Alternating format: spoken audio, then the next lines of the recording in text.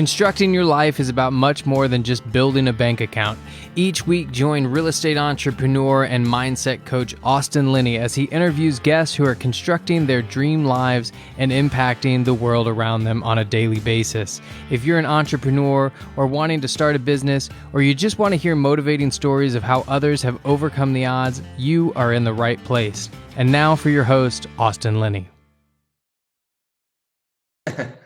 Guys, welcome back to Construct Your Life. This is Austin Linney here. We have a dynamite guest today, Dylan Marma. If you don't know this kid, you need to, because all the young investors look up to him. The way they talked about him before I even knew who he was, it was like almost like he was a messiah or something like that. I just giving you a hard time. How you doing, buddy? I'm doing awesome, man.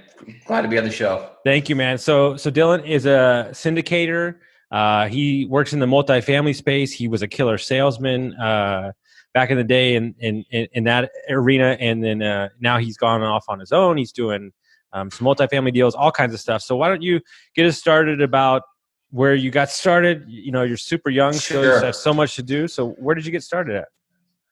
Yep. So for me, I didn't have a stereotypical path to getting into real estate much at all. I wanted to get into entrepreneurship. I set my eyes on that when I was around 19, so 25 now.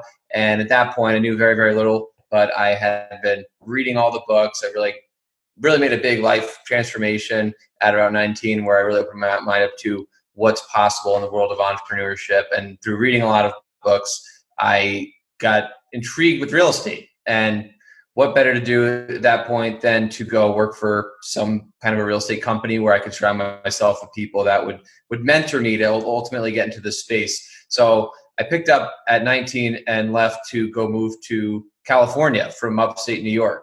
That was not strategic with real estate investing whatsoever. That was strategic with creating my life, like you're talking, build your life, right? That was what my whole idea there was. Let me create a lifestyle that I don't need a vacation from. Let me try to create this lifestyle by design. One of the big books that actually still sticks with me to this day is the James Altucher book called Choose Yourself, where when I picked that book up, it was kind of the right book at the right time after, just create a bit of craziness in my life. And I went out there to really recreate myself, to basically take initiative and take control of my future the best I could. And started out in sales, like you mentioned, and I was working for a real estate group out there for a few years. And eventually I still had the bug to go and sort of run my own business. And eventually I left to get into multifamily, bought my first deal. Then I started partnering with a group and continued to grow the business. So over time, over the last 3 years now, it's just about 3 years full time in the space, been worked on roughly 50 million in total projects. Most of the bulk of that being syndicated deals that I was sponsoring, raising the equity from a group of investors, and then done a few different direct investments, seller financing deals, things like that. So for considering just a relatively short period of time, I definitely have learned a lot, worn a lot of the hats in the business, acquisitions, asset management, working with the attorneys, working with the accountants, working on some of the disposition stuff, you name it, right? I've been pretty busy, and I like to be that way. And that's one of the things that I love about real estate, is that there is so many hats you can wear, and every single day looks different. So, and then just as of recently, the last few months, I actually right before this whole chaos with COVID started to kick in and take place, I actually left with my former partners, and I've been basically working on rebuilding a foundation to grow a business again myself, doing ultimately the same sort of things, still multifamily, still syndication, but taking some time to really collect my thoughts, ideas, and again, build my future the way that I see fit. No, ton to unpack there. I think what I would like to start with is, living in New York, flying across the country, was a big move, so, what were you thinking at the time, or you just didn't know any better? And you're like, I'm going to figure this out, because, I interviewed Josh, and I know y'all worked there together, and y'all were making really good money to pick up, after a while, y'all were making good money in sales to to make a shift like that, it's hard to walk away from that type of capital that you're bringing in, but you had bigger plans for your life, right? Mhm. Well, man, I think leaving New York was more of a simple case. And if anyone's younger, or I'm sure even people older are going through similar thing where at some points, I think for me, it was a matter of breaking free of any previous way of me knowing life, like that sound overly dramatic about it, but No. I get it. it I get it. was, it was leaving behind a lot of previous relationships, keeping the good ones strong as I could remotely, but basically I had a ton of friends at that age. A lot of them are not the best influences. And I decided, well, why don't I go pick up and surround myself with people that are on the same sort of a path where they're investing into themselves, they're growing something significantly, they're spending their extra time investing and growing businesses, things like that. So for me, that was really valuable. I felt like I grew up really quickly in that short little time period. And then, as far as the income is concerned, one thing about myself that I think I've learned two things. Number one, I always tend to make the decision where I'm focused on growth over income, and I really believe in that. Right? I'll take delayed gratification any day of the week, and I really believe that if you're focusing more on what you're going to learn and who you're going to become, more than what you're going to make, I think that in the long run, the weird thing about it is that you're probably going to end up making more money. Right? There's probably a certain degree, right? If you go and just be a complete, say academic, intellectual, and don't get out of the books and put some of it to work, then that you're going to get what you're going to get, right? You're going to, but at a certain point, I think if you can find the right balance of what you're going to learn through the hands-on tasks you're going to do, and through jumping into new roles in a business, and also what you're going to teach yourself through books and things like that. I always like to focus on that and try to let those be the guiding decisions. But then the second point to that even though rationally and logically that is the case, one thing that I found to be true, and would love to hear what everyone else thinks, but I really do believe that it's easier said than done always, right? When you make those decisions where you are taking a step back, you will feel it. It's a psychological thing. I think it goes back to our ancient ancestors, right? If you're out in the wild and you're going several days without food, you're gonna feel it, right? And it's the same way we feel about the weekly paycheck, the dopamine kick. I got you. You ready? I'm gonna slide into coaching mode for a second. I figured it out. I haven't figured it out. This is just my opinion. Sorry.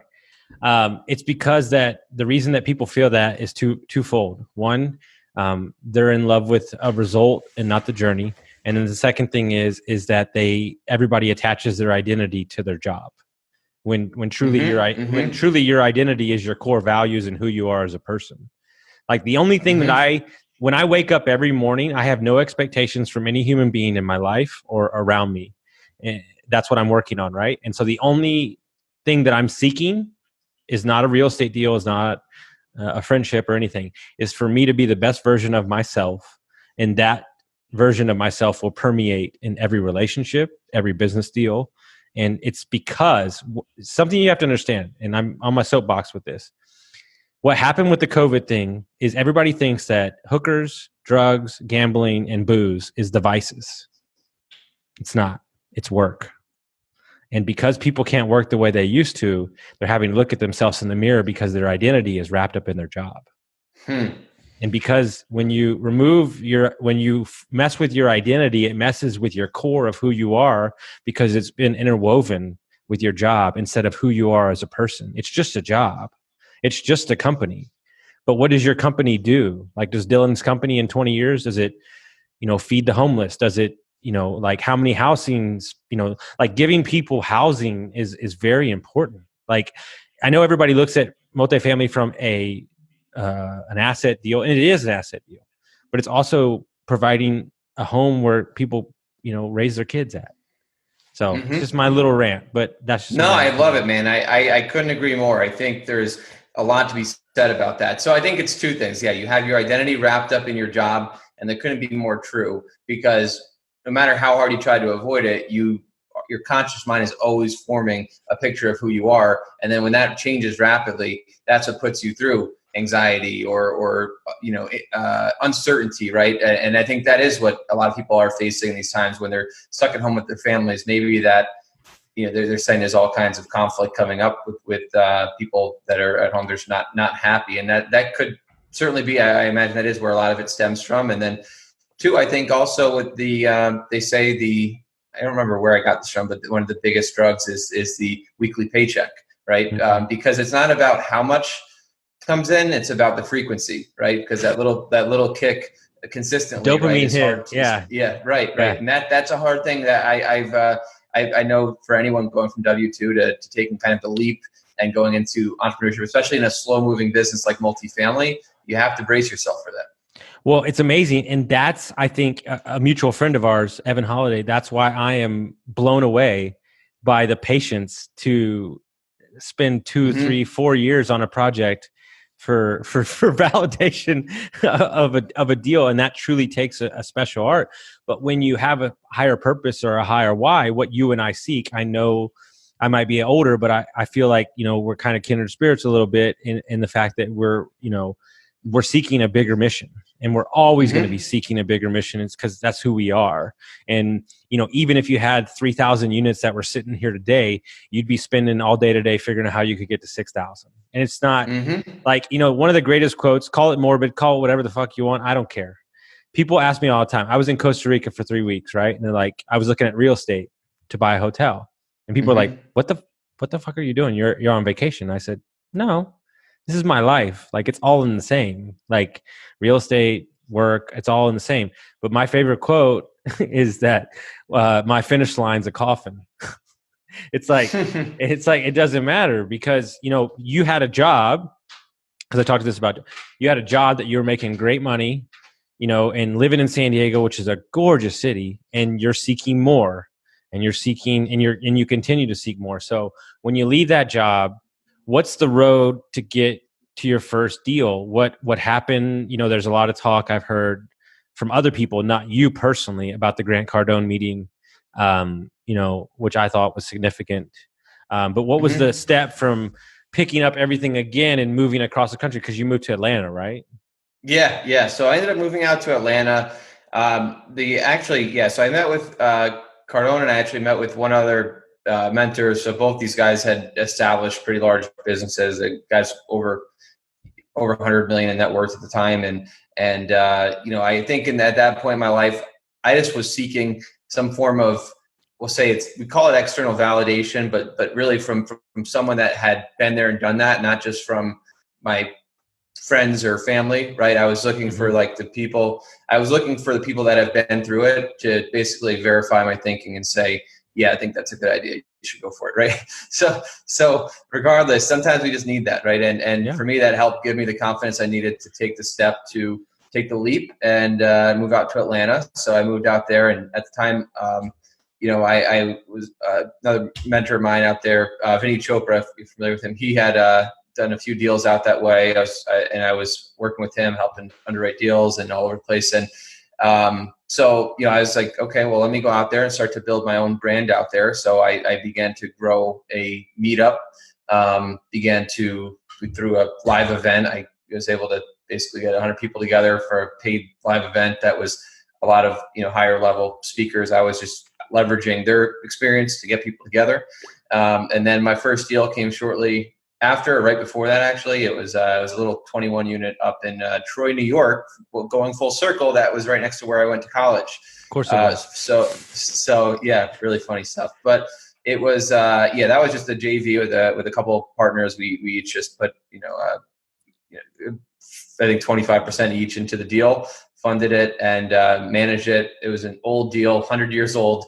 Knock on wood, no issues. It's been over 10% yield since we got in. And so very happy, about that deal. It's a very, very straightforward play. That's a message I have for a lot of people when they're looking at their first deal. You don't, not to go after a 100-year-old deal, but more so just don't feel like you have to go out there and take on some crazy, heavy, opportunistic value add deal on your first deal, right? Just start with something that's a little bit safer, that you have a higher certainty of making it a win, right? Because that's gonna reflect upon the way you view the business and give you momentum you want moving forward. Well, in separate conversation, I think momentum is the number one thing in real estate that people don't talk about. I think is the most important factor. But you're nonchalantly saying don't go after anything crazy, but you bought a 21 with your first deal, a 21 unit. Most people would say like, holy crap, you didn't start with a single family. So what was the reason that you said, no, I'm going straight to multi? Was it just economies of scale? So yeah, let me backpedal on that. I actually did have a single family and I had a duplex that I did buy a little bit over a year before or so, but I almost look at the multifamily as it was really like my first one, because those were more turnkey properties that I had remote team managing, and that was just basic kind of turnkey single family stuff. So this was the first one that I really had more of a hands-on process in terms of the takeover, the value add, due diligence, all that, right? So much more hands-on. And I think 21 units was a nice number. A lot of people do say, "Oh, go bigger, it's safer," and this and that. But I don't always believe that. I mean, even looking at a lot of the smaller stuff I have, you have to have a good third-party manager. That's the most important thing, because that is going to be a nightmare if you don't. So that is why you want to be careful. But that being said, they have, even through COVID and any tough times, like they keep very high occupancy if you get in the right smaller deal. I think smaller deals overall can make, they can be good yield. I think there's definitely a lot of good buys there if you're getting started to get your foot in the door. And if you have the capital, I do like the fact that you're not really putting as much of other people's money on at risk on your first deal, right? And kind of getting into it and getting your start, and then learning through that, and then hopefully you're using your experience to help guide other people's investments if you start syndicating, right?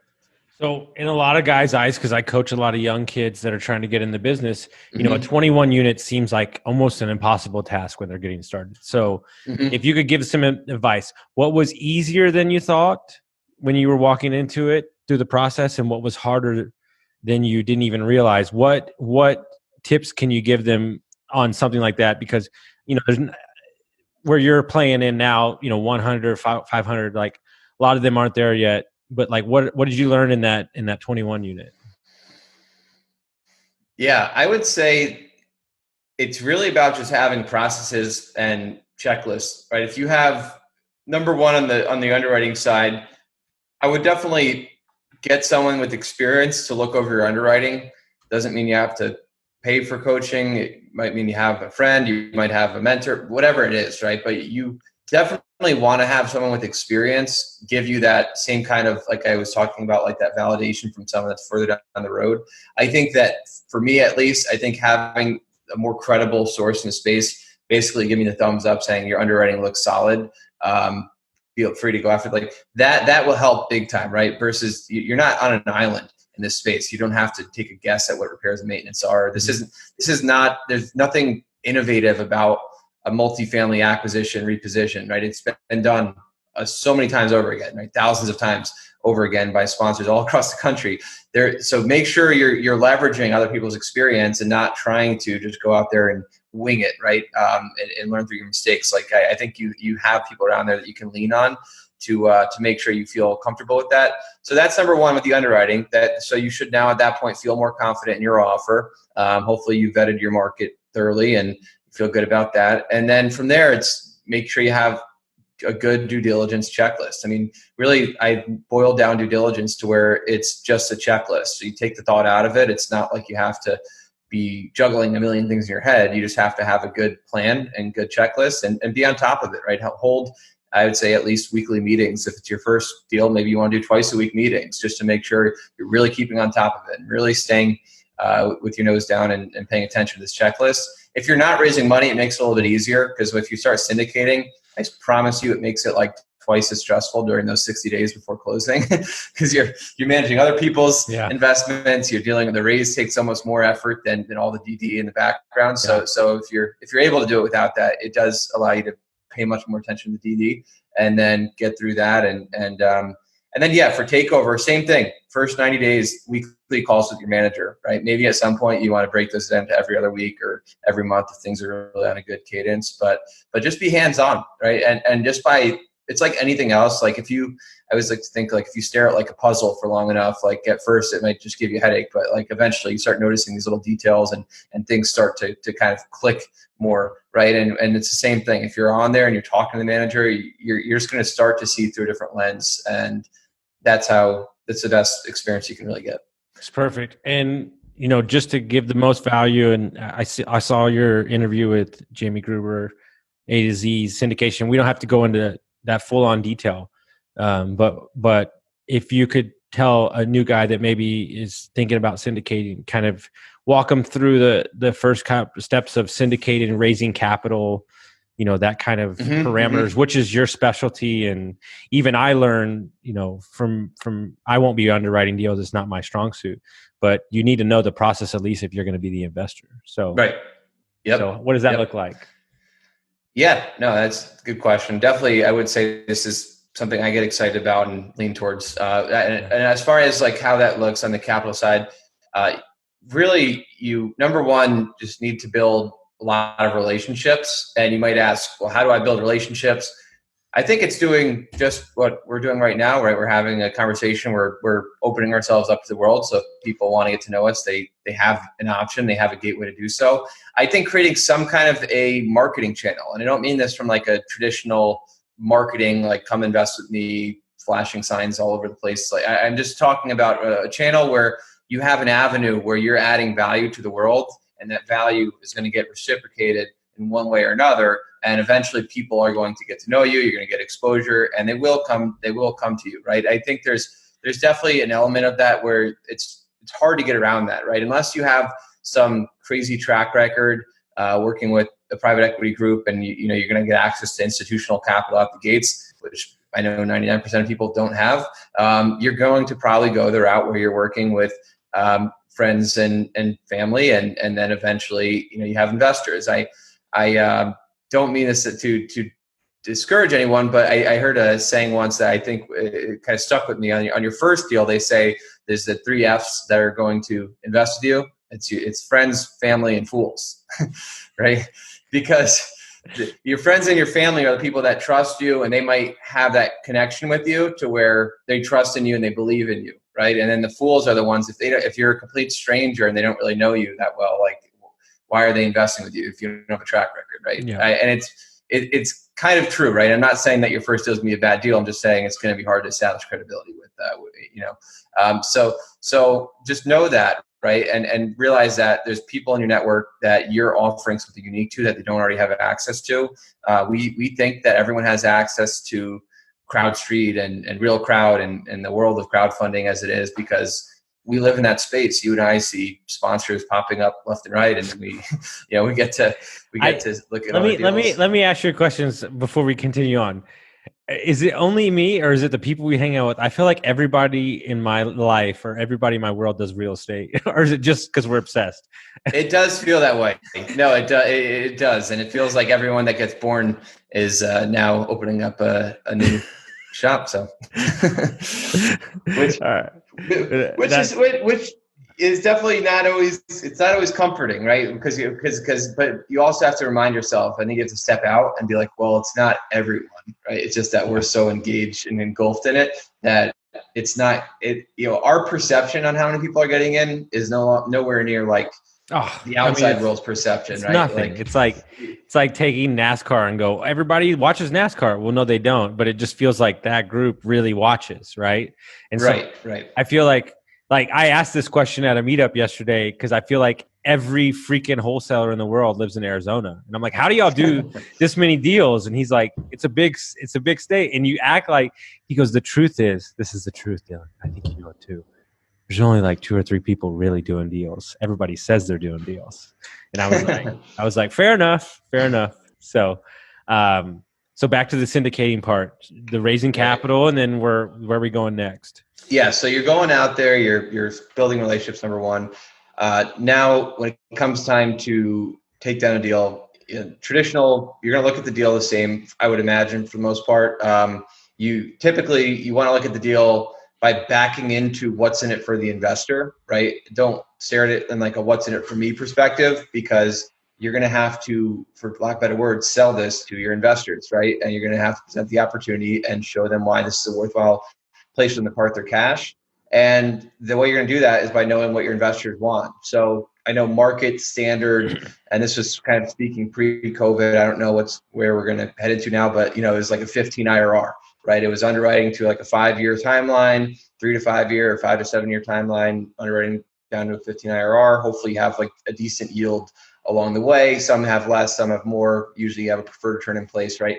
But you're basically, so what does that mean? That means that if you have an 80-20 split, maybe you have to find a deal that's going to do an 18 or a 19 IRR, right? Because after the investor net return, that they're going to get 15, right? So because you're going to have your promote, which is the profit sharing part, right? So just thinking about that on the underwriting side. So you put the deal under contract, you go out there, you find the deal, then just to go over it briefly, right? The first thing you're going to do is you're going to send out a deal announcement email where you're going to announce the deal to your investors, let them know, hey, we got one. I know we've been talking to you guys for months. Hopefully you've been sending out newsletters, you've been keeping them engaged, so they're not just wondering why is Bob the accountant sending me a real estate deal all of a sudden, right? And then from there, they're going to be excited. They're gonna opt in a lot of times with soft commitments just to show that they have initial interest and tell you how much they might invest. All the other information lines up, and then over that period of time, it usually will take you about 30 days or so to get your legal documents intact. While you're getting your legal documents intact, you're gonna be working with your syndication attorney. You're gonna be doing your deal structuring. The one piece of advice that I could probably offer that will save a lot of people a lot of time and headaches is keep your minimum investment high. Do not go and try to do a $10,000 minimum investment on your first deal just because you don't think anyone's going to invest more than that. It will be very, very, very difficult unless you're only raising $100,000. Keep your minimum investment at $50,000. I'm very adamant about that. And then from there, you're going to be going through. So you get your doc structured. You kind of come up with what your waterfall or your profit split's going to look like. You come up with what your minimum investment's going to be. You eventually have the documents ready. You're going to give your investors this 80-page document called the PPM, which is going to basically tell them every single possible thing that could go wrong with the deal and scare them out of it. And if it doesn't scare them out of it and they sign a subscription agreement, then they're the right person to invest. And you're protected. That's going to act as your insurance plan, making sure you've fully disclosed all the risks ahead of time. And then from there, they can go ahead and place their investment, and then you'll have another 30 days usually to close. Usually most deals are going to be a 60-day close. You have 30-day due diligence, 30-day financing. Then you close, and then it's it's off to the races. The work is just beginning there, though. It's definitely a hands-on process with asset management.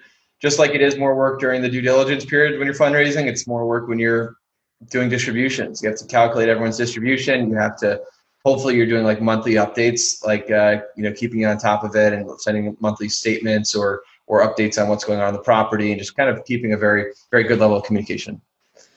I love it. That's gold. We're going to save that clip, send it out to everybody because that was perfect. Let's do it. What I want to spend the next part of the call, I try to give some value on real estate, but great. Learn real estate as you do. Sure. It is what it is on that part. What I'm intrigued with as I've met you in person and seen you speak is, for 25, you're extremely put together. You might do something away from me where you're crazy. I don't know. It doesn't matter. But you seem like even from 19, you have this amazing mindset, or like you said, growth at all times. What are you telling yourself every week? What are you saying to yourself? How did you cultivate such a put together? Because I full disclosure, I was bartending at 23, drinking, gambling. I wanted to do stuff, but I was kind of lost in college and stuff like that. So, yep. How did you cultivate at 19? I mean, you were crushing it. I mean, you were crushing it in sales. So, what do you equate that to? How did you get there? What advice could you give to everybody? Yeah. Well, the first thing I'd say is that I definitely wasn't always like this. I'd say that for me, going through high school, I was the guy that was a lot of times focused on throwing parties and just having a good time and always out there. Just my social life was my main and only life at that point, right? I didn't play senior year lacrosse because I didn't want to miss out on trips to the Jersey Shore with the rest of my class. And then, going off to college, I joined a fraternity and, was just going out all the time and just, really that was a lot of how I spent my early years up until 19. Right. So I think to some degree, I don't say it's always, I would say moderation hasn't been my strong suit by nature, in the sense of like, it wasn't always like very balanced. Like when I was going out and partying, like I was doing probably too much. And that's probably where I hit a turning point where I realized I got to turn things around, and I'm going to really go all in on this whole personal growth thing. I'm going to try to make something of myself. I'm going to recreate myself. I'm going to read obsessively.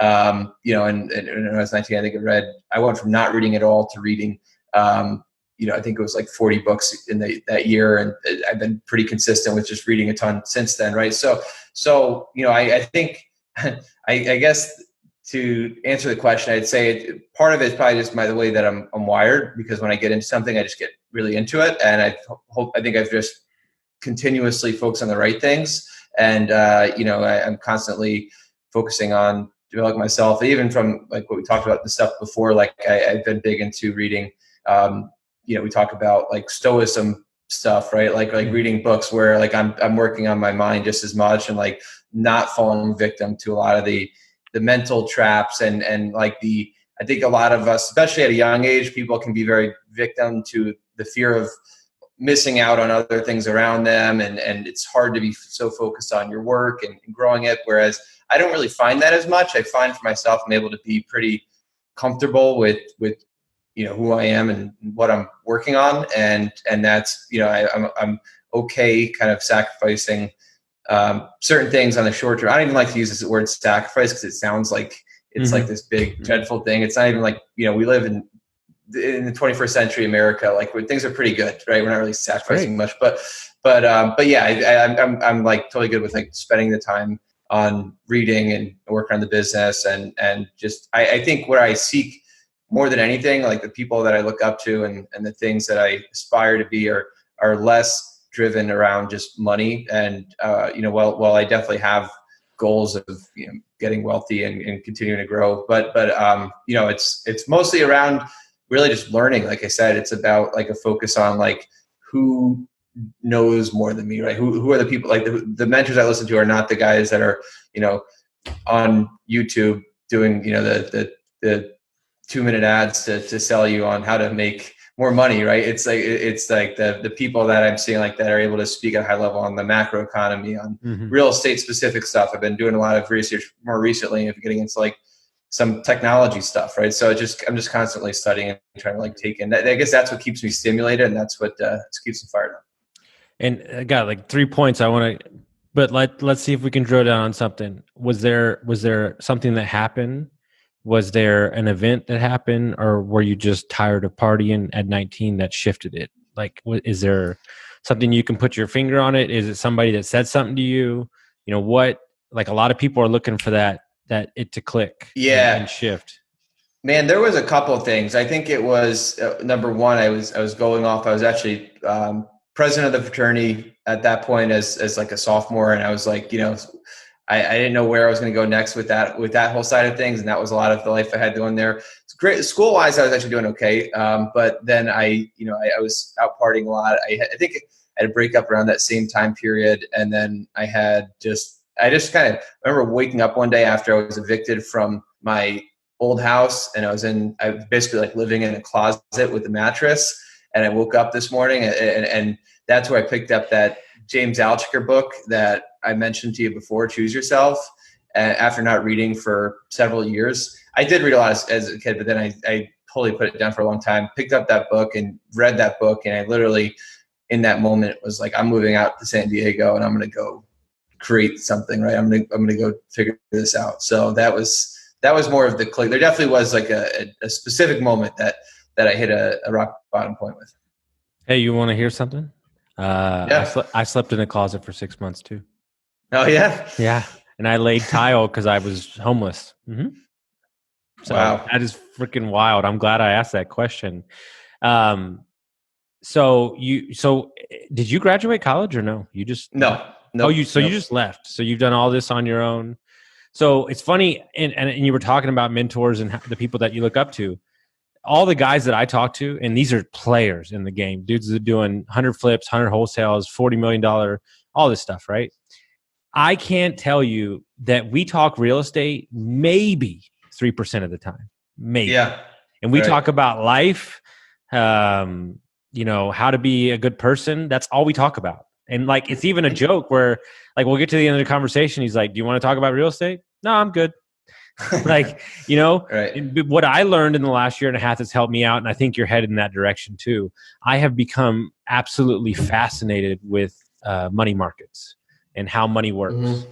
and realizing that real estate can be learned by doing, but the way that money's leveraged. And when you get in that space, that's a big game space, and those big deals show up. And, we get a lot of the deals from wholesalers or multifamilies. We actually get a lot of deals from lawyers or insurance guys, right? And so, it's not always the standard and I'm not saying don't go to a meetup, but understand that if everybody's, one of my buddies, Nick, they've got like 600 units. I love him to death. He's so great. You know who he is. He said he was going to all these meetups and everybody said, don't buy in Austin, don't buy in LA, don't buy in Austin, don't buy in LA. They bought 5 deals in Austin and LA, great deals. And he's like, because everybody's not looking. I'm the only one. Yeah. One of the only ones looking. So, my philosophy in life is if everybody's going that way, I'm going the other way. And that's just the way I roll. And it's got me where I'm going. But what you're talking about is, I can only imagine you're a good looking kid, you're president of the fraternity as a sophomore, and then you wake up one day and you're in a closet. And, what'd be really great? Have you ever spoke to that author? I haven't, man. I would love it would be to. amazing if you wrote him a letter, dude. How great. Yeah. That would make I totally should. Yeah. Yeah. He's got a great podcast as well. So yeah, I definitely try to keep listening to his stuff. He's always pushing you to think outside the box and kind of question the norm. So yeah, it'd be a great idea to bring him up to speed on the story. So let's talk about the future. You're 25. You've done a ton of deals. You're very respected in the space. What does that look like? Let's just say the next 5 years. What do you want? You're betting on yourself. There's no better feeling. It doesn't even matter if you're broke as shit. There's no better feeling to know that you hold the faith of what you want. So if you had to manifest it, and like, I think personally, meeting you, I think real estate's just the start. I think you have other interests as well that'll be greater than real estate personally. For it's just a vehicle. So in your heart, when you're sitting in your apartment and you're meditating or whatever you're doing, what are you thinking about? What do you want to do? What does that look like? Well, I can say one thing I've had a complete paradigm shift with is just the way that I look at the future in terms of setting goals. One book I read recently outside of real estate, which I think everyone in real estate and outside of real estate, whether you're an employee or an entrepreneur, you should definitely check out, is Lean Startup. Lean Startup is a book that's primarily written for tech startups. And I've been looking into some real estate technology ideas and actually launching something in a little MVP in the next couple months here, which is going to be it's basically a investment management portal type thing. It's going to be a software piece that I'm working with a partner on to put out there. But regardless of the point, when it comes to the Lean Startup book, one of the things that they mention there is just the idea of when you're creating something new, you really can't try to predict.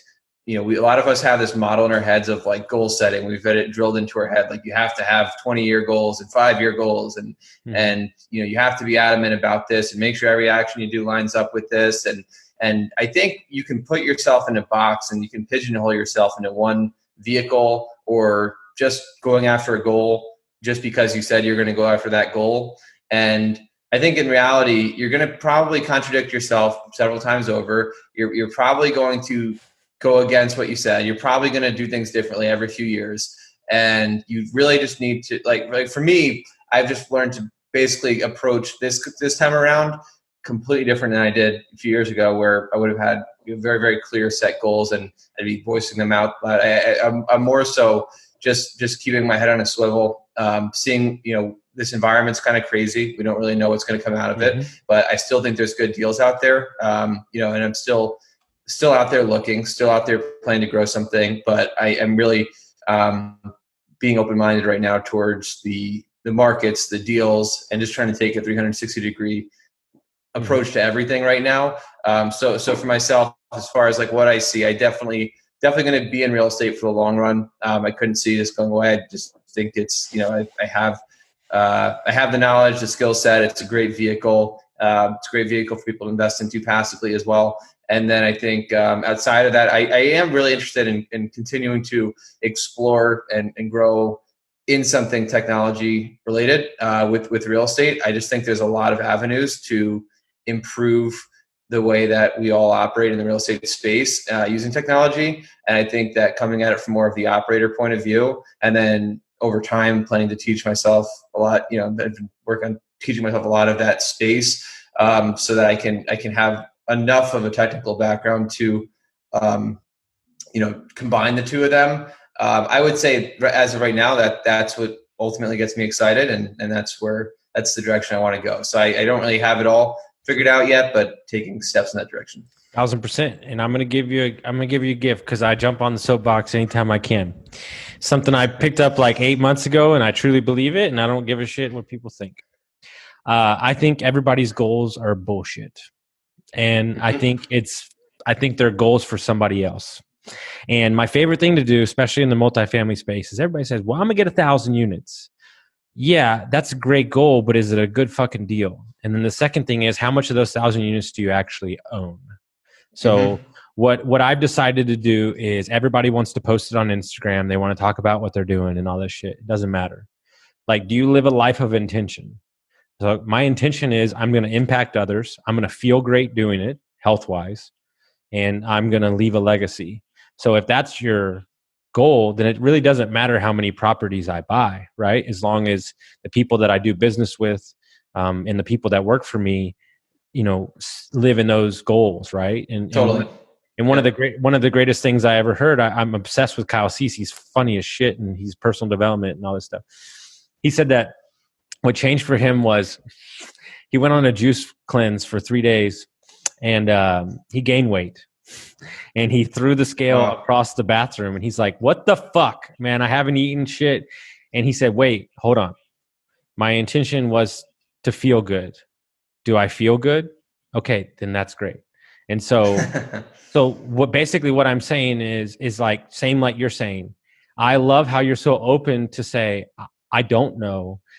I don't know. And the thing what people don't understand is when you make these arbitrary, ridiculous goals from external forces or other people, when you don't meet them or something happens, you're breaking a promise within yourself, and that hurts worse than anything else, and that will truly get you down. And the thing is like I just finished I've read like 19 books during this quarantine. I can't help it, but I read Atomic Habits, and that's my new that's a good one. That's my new thing with young real estate investors.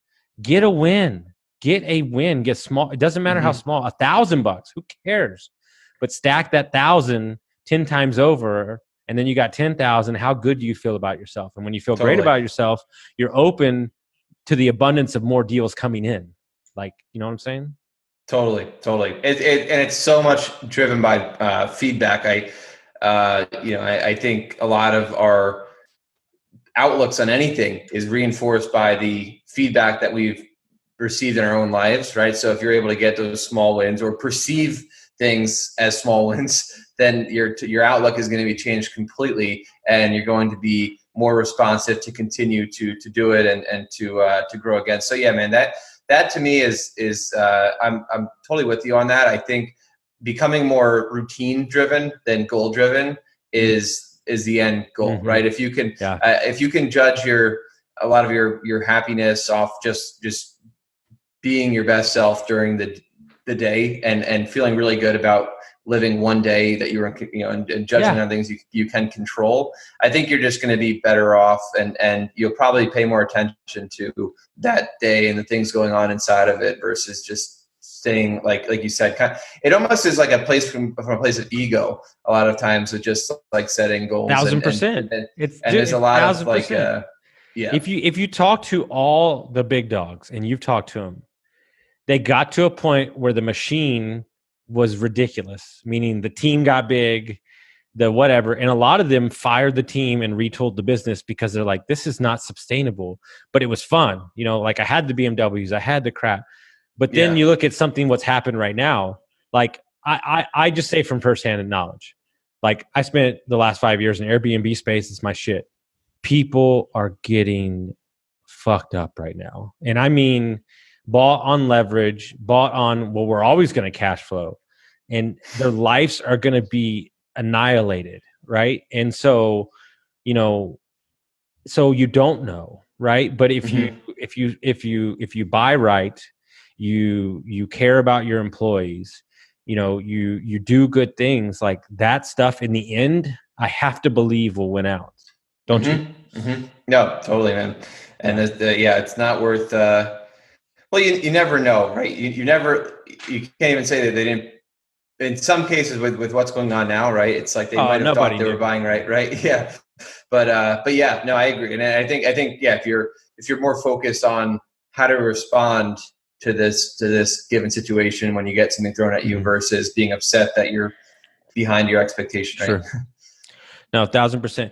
I just want you to know, so it's documented, I am looking forward to watching you crush it and continue to grow your business. Know that you always have a supporter in me.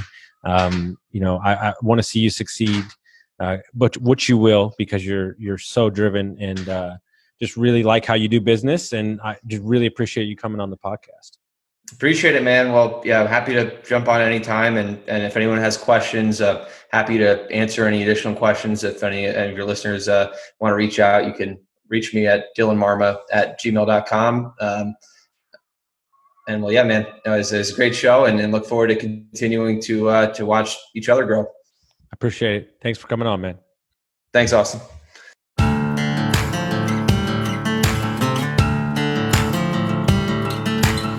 Thank you for listening to Construct Your Life with Austin Linney. If you enjoyed this episode, be sure to rate, review, subscribe, and pay it forward by sharing with a friend. Most importantly, take this opportunity to start constructing your life by taking immediate action on what you learned. For show notes, resources, and more information on one-on-one coaching with Austin, visit constructyourlifepodcast.com.